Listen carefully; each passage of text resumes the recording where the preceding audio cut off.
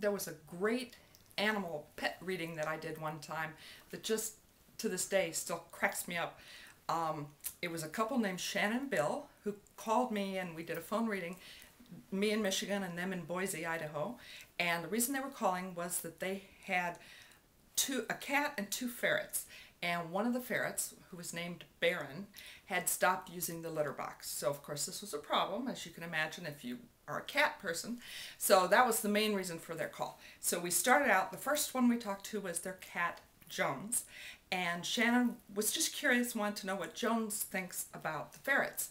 And so when I sent out that thought to Jones and said, what do you think about the ferrets? Jones said, they run around a lot.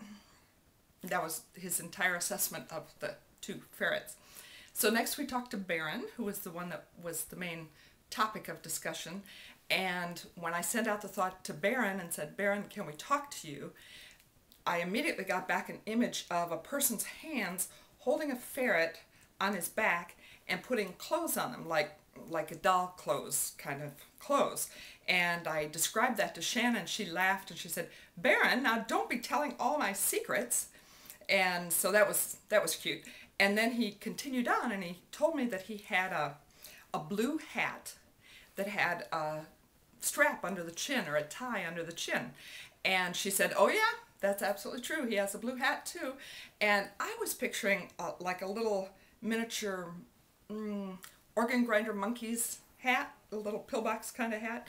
And so I said, well, I want to tell you that Baron is really rather proud of the hat, but as far as Baron's concerned, you can pretty much lose the rest of the outfit.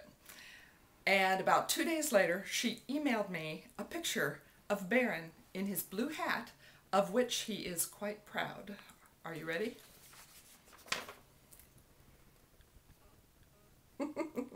I love it.